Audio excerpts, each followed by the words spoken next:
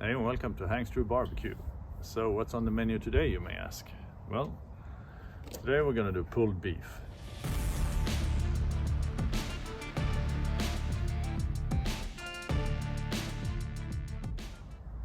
Now, pulled beef is a real barbecue classic. It's also extremely easy to do. All you need to do is keep a consistent temp for hours and hours.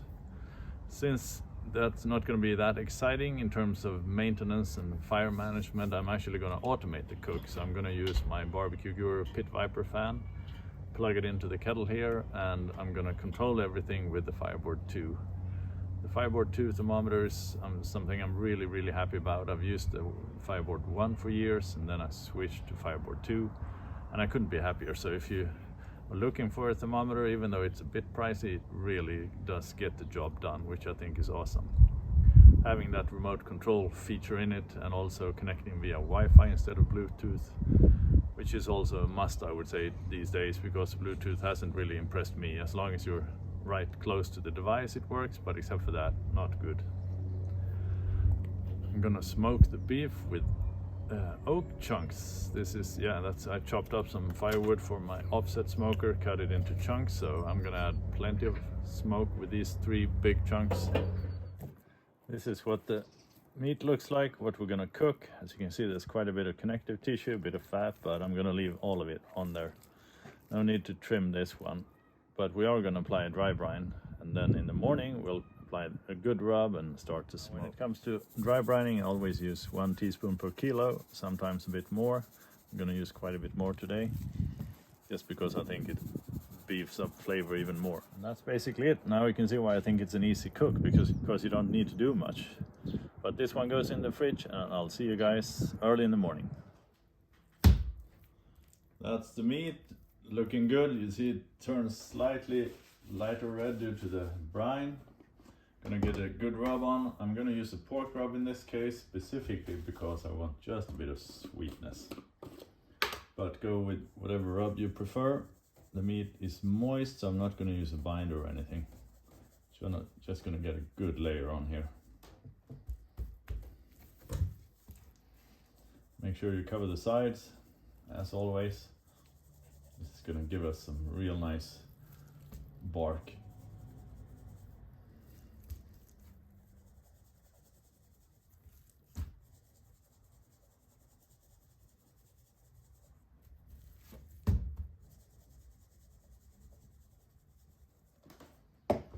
All right, time to light the fire.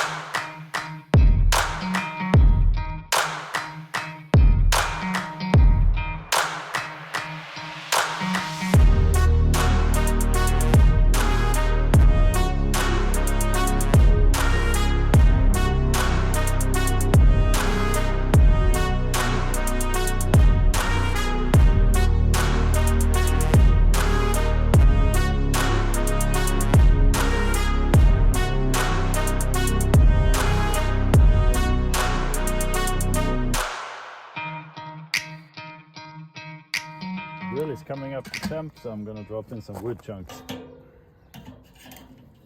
And we're gonna get the meat on the grill. I'm gonna add quite a few chunks because I want quite a bit of smoke flavor.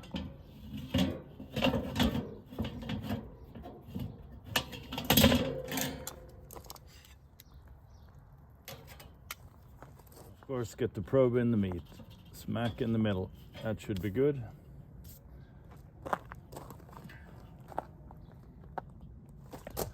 So the grill is set, meat is on, got the oak wood for smoke flavor. I'm just gonna set the temp in the Fireboard app to 125 Celsius, and I'll see you guys in quite a few hours. We'll check on the bark and when it's time to wrap. Now the meat has been on for 3 hours roughly. We're hitting 73 degrees Celsius, and man, that's looking good. Excellent bark. I think I'm gonna wrap it now and cook it wrapped for the remainder of the cook.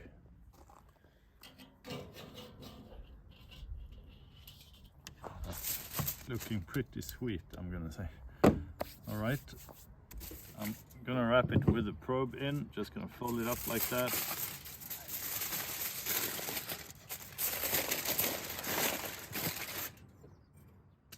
Gonna add some beer to the package.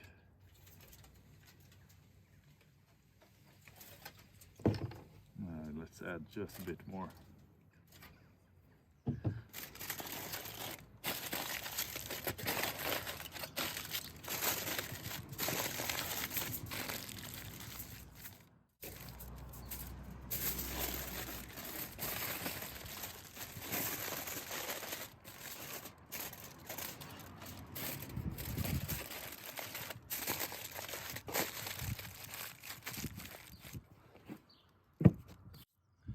Let's get back on the grill. Oh, this is gonna be good.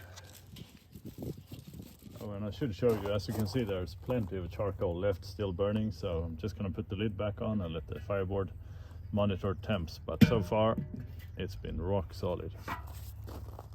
All right, the meat's been on for 5.5 hours. Temp is telling us it's done. I'm gonna get it into the fork camera here. Just gonna get my gloves on and check for probe tenderness.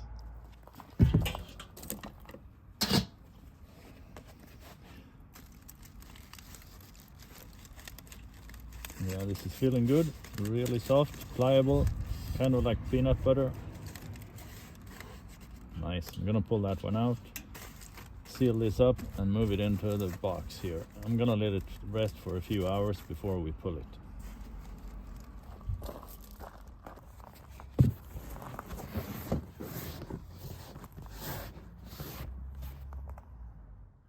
So the meat has been resting in the fork camera for a few hours. It is time to pull. I put the meat here on a tray just because there's going to be some juice in this package and I want to keep that and re-add it. But yeah, it sure looks tender enough. Very nice. Ah, look at that. I can just pull it apart with my fingers. Oh, this is beautiful. It's gonna be a real good sandwich. So I'll see if I can get rid of the foil here. Move it over to the tray. And remember, don't lose that juice. It's gonna be good. There's a lot of flavor in there.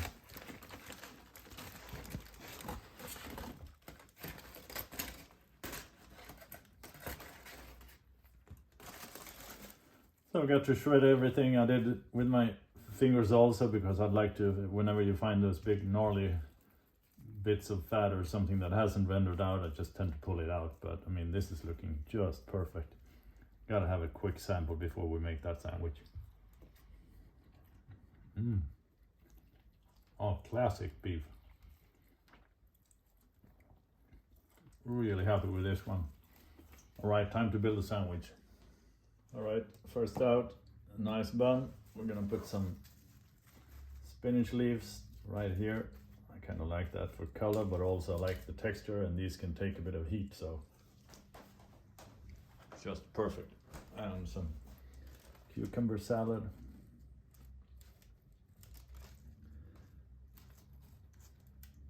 Just adds a nice creaminess that matches the pulled beef perfectly. And let's get this over here. Time to get some real meat onto this one.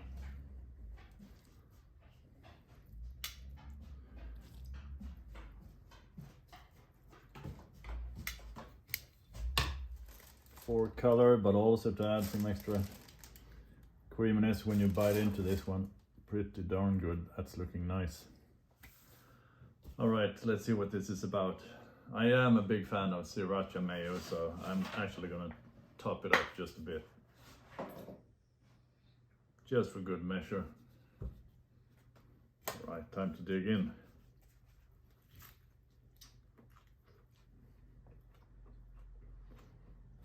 Man, this is a good combo, really good combo. You have the smoked pulled beef, that cucumber salad, some mozzarella, some sriracha mayo on top, all in a nice bun.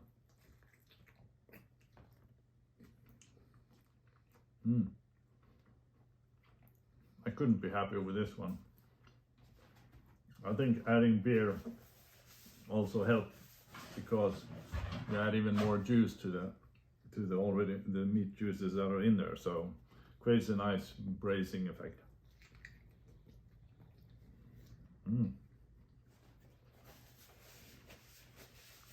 I don't make pulled beef as often as I do pulled pork, but this is a reminder I need to do this more often. So all in all, like an 8-hour cook, 5.5 hours on the grill. For this cut of meat, it was 1.2 kilos. It's relatively small. That's why I decided I had to wrap it to make it juicy. Then let it rest for 2.5 hours roughly, and then just stack up a nice tasty sandwich. Man, this is good. All right, do give this a try because it's, as you can see, super easy to cook. No need to do anything really. I did have the fiber thermometer, of course, but except for that, just keep steady temps and just let it ride, and you'll have yourself a real treat at the end of the day. So thanks for watching. See you guys next episode. I'm out.